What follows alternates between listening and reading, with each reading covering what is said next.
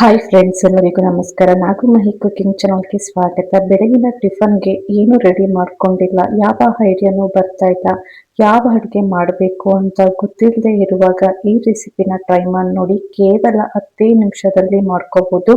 ತುಂಬಾನೇ ರುಚಿಗೆ ಕೂಡ ಇರುತ್ತೆ. ಖಂಡಿತ ಎಲ್ಲರಿಗೂ ತುಂಬಾನೇ ಇಷ್ಟ ಆಗುತ್ತೆ. ಬನ್ನಿ ಹಾಗಾದ್ರೆ ಇದನ್ನ ಯಾವ ರೀತಿ ಮಾಡೋದು ಅಂತ ನೋಡ್ಕೊಂಡು ಬರೋಣ.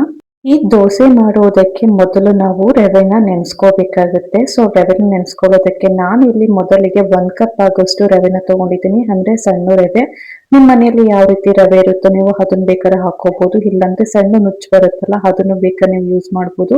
ನಾನು ಇಲ್ಲಿ 1 ಲೋಟ ಆಗೋಷ್ಟು ನಾನು ಚಿರೋಟಿ ರವೆನ ತಗೊಂಡಿದ್ದೀನಿ. ಇವಾಗ ಒಂದು ಮಿಕ್ಸಿಂಗ್ ಬೌಲಿಗೆ ಈ ಚಿರೋಟಿ ರವೆನ ಹಾಕೊಳ್ತಾ ಇದ್ದೀನಿ. ಹಾಗೇನೆ ಮೇನ್ ಬಂದು ಸ್ವಲ್ಪ ಇದಕ್ಕೆ ಮೊಸರನ್ನ ಆಡ್ ಮಾಡ್ಕೋಬೇಕಾಗತ್ತೆ. ಹುಳಿ ಬಂದಿರುವ ಒಂದು 2 ಸೌಟ್ ಆಗೋಷ್ಟು ನಾನು ಇಲ್ಲಿ ಗಟ್ಟಿ ಮೊಸರನ್ನ ಹಾಕೊಳ್ತಾ ಇದ್ದೀನಿ. ಹಾಗೇನೆ ಅದೇ ಸೌಟಲ್ಲಿ 1 ಸೌಟ್ ಆಗೋಷ್ಟು ನೀರು, ಹಾಗೇನೆ ಮತ್ತೆ 2 ಸೌಟ್ ಆಗೋಷ್ಟು ನೀರನ್ನ ಹಾಕೊಂಡು ಇದನ್ನ ನಾವು ಜಾಸ್ತಿ ತೆಳುವಾಗೇನು ಕಲ್ಸ್ಕೊಳಕ್ಕೆ ಹೋಗ್ಬಾರ್ದು. ಸ್ವಲ್ಪ ಫಸ್ಟ್ ನೀರನ್ನ ಹಾಕೊಂಡು ಇದು ತುಂಬಾನೇ ರವೆ ಫುಲ್ಲು ಕಂಪ್ಲೀಟ್ ಆಗಿ ನೆನೆಬೇಕು. ಆ ರೀತಿ ಇದನ್ನ ನೆನೆಸ್ಕೋಬೇಕಾಗತ್ತೆ. ಅದಕ್ಕೋಸ್ಕರ ನಾನಿಲ್ಲಿ ಒಂದು ಅಂದಾಜ್ ಪ್ರಕಾರ ಅಂತ ಹೇಳಿದ್ರೆ ಒಂದು ಅರ್ಧ ಲೋಟ ಆಗೋಷ್ಟು ನೀರನ್ನ ಉಪಯೋಗಿಸಿದ್ದೀನಿ. ಇವಾಗ ಒಂದು 5 ನಿಮಿಷ ಇದನ್ನ ಬಿಟ್ಬಿಡೋಣ.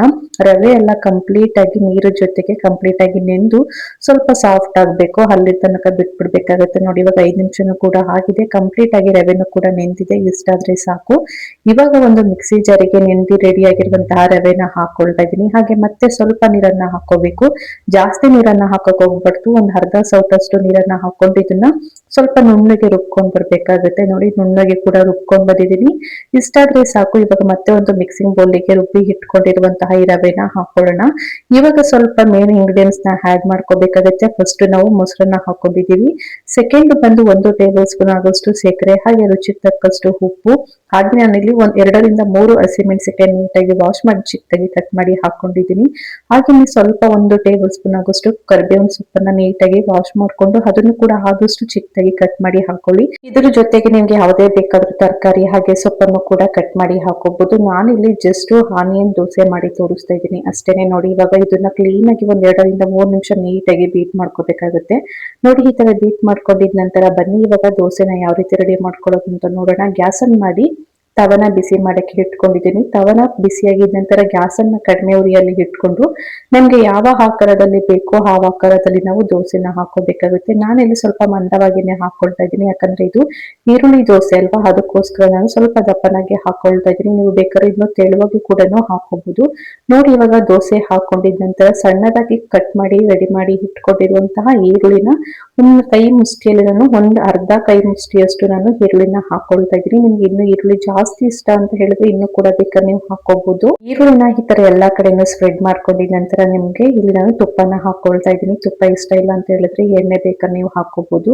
ನೋಡಿ, ಇವಾಗ ತುಪ್ಪ ಹಾಕೊಂಡಿದ ನಂತರ ಕಂಪ್ಲೀಟ್ ಆಗಿ ಕೂಡ ಬೆಂದಿದೆ. ಇಷ್ಟಾದ್ರೆ ಸಾಕು. ಇವಾಗ 2 ಸೈಡ್ ತಿರುಗಿಸಿ ಸ್ವಲ್ಪ ನಿಮ್ಗೆ ರೋಸ್ಟ್ ಯಾವ ರೀತಿ ಬೇಕೋ ಆ ರೀತಿ ರೋಸ್ಟ್ ಅನ್ನ ಮಾಡ್ಕೊಳ್ಳಿ. ನಾವು ನೋಡಿ, ಸಕ್ಕರೆ ಹಾಕೋದ್ರಿಂದ ಎಷ್ಟು ಗರಿ ಗರಿಯಾಗಿ ಬಂದಿದೆ ದೋಸೆ ಅಂತ ನೋಡ್ತಾ ಇರ್ಬೋದು. ನೋಡಿ, 2 ಸೈಡ್ ಕ್ಲೀನ್ ಬೆಂದಿದೆ. ಇಷ್ಟಾದ್ರೆ ಸಾಕು. ಇವಾಗ ಈ ದೋಸೆನ ಸರ್ವಿಂಗ್ ಪ್ಲೇಟ್ಗೆ ಸರ್ವ್ ಮಾಡ್ಕೊಳ್ತಾ ಇದ್ದೀನಿ. ಹಾಗೇನೆ ಇನ್ನೊಂದು ದೋಸೆನೂ ಕೂಡ ಮಾಡಿ ತೋರಿಸ್ತಾ ಇದ್ದೀನಿ. ಇವಾಗ ಗ್ಯಾಸ್ ಅನ್ನ ಕಡಿಮೆ ಉರಿಯಲ್ಲಿ ಇಟ್ಕೊಂಡು ನಾನಿಲ್ಲಿ ಒಂದು 2 ಸೌಟ್ ಆಗೋಷ್ಟು ದೋಸೆನ ಹಾಕೊಂಡು ಇವಾಗ ಸ್ವಲ್ಪ ದೊಡ್ಡದಾಗಿ ಹಾಕೊಳ್ತಾ ಇದ್ದೀನಿ ಅಷ್ಟೇನೆ. ಇವಾಗ ಮತ್ತೆ ಅದೇ ಒಂದು ಅರ್ಧ ಇಡೀ ಮುಷ್ಟಿಯಲ್ಲಿ ನಾನು ಚಿಕ್ಕದಾಗಿ ಕಟ್ ಮಾಡಿ ಇಟ್ಕೊಂಡಿರುವಂತಹ ಈರುಳ್ಳಿನ ಹಾಕೊಂಡು ಕೈಯಲ್ಲಿ ಈ ತರ ಸ್ಪ್ರೆಡ್ ಮಾಡ್ಕೊಳ್ತಾ ಇದ್ದೀನಿ. ಒಳಗಡೆ ಎಲ್ಲ ಕ್ಲೀನ್ ಆಗಿ ಕೂಡ ಇಳಿದಿರುತ್ತೆ. ಈರುಳ್ಳಿ ಎಲ್ಲ ಕ್ಲೀನ್ ಆಗಿ ಕೂಡ ಬೆಂದಿರುತ್ತೆ. ನೋಡಿ, ಈ ತರ ಈರುಳ್ಳಿ ಹಾಕೊಂಡಿದ ನಂತರ ಎಣ್ಣೆ ತುಪ್ಪ ಏನ್ ಬೇಕಾದ್ರೂ ನೀವು ಹಾಕೊಂಡು 2 ಸೈಡ್ ಕ್ಲೀನ್ ಆಗಿ ಬೇಯಿಸ್ಕೋಬೇಕಾಗತ್ತೆ. ಇಲ್ಲಾಂದ್ರೆ ಮೇಲೆ ಎಲ್ಲ ಬೆಂದಿರುತ್ತೆ, ಬಟ್ ಒಳಗಡೆ ಎಲ್ಲ ಬೆಂದಿರಲ್ಲ.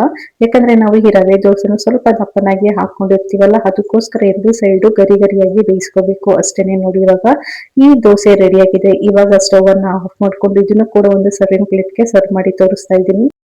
ಮನೆಯಲ್ಲಿ ಕೇವಲ ಒಂದು 10 ನಿಮಿಷ ಟೈಮ್ ಇತ್ತು ಅಂತ ಹೇಳಿದ್ರೆ ಈ ರೀತಿ ರವೆ ದೋಸೆನ ಮಾಡಿ ನೋಡಿ. ಟೇಸ್ಟ್ ಅಂತೂ ತುಂಬಾನೇ ಚೆನ್ನಾಗಿರುತ್ತೆ. ಹಾಗೇನು ಕೂಡ ಬಿಸಿ ಬಿಸಿಲಿ ತಿನ್ಕೊಂಡ್ಬಿಡ್ಬೋದು. ಮೇಲೆ ಸ್ವಲ್ಪ ಬೆಣ್ಣೆ ಹಾಕಿ ತಿನ್ನೋದ್ರಿಂದ ಟೇಸ್ಟ್ ಇನ್ನೂ ಡಬಲ್ ಆಗಿ ಕೂಡ ಇರುತ್ತೆ.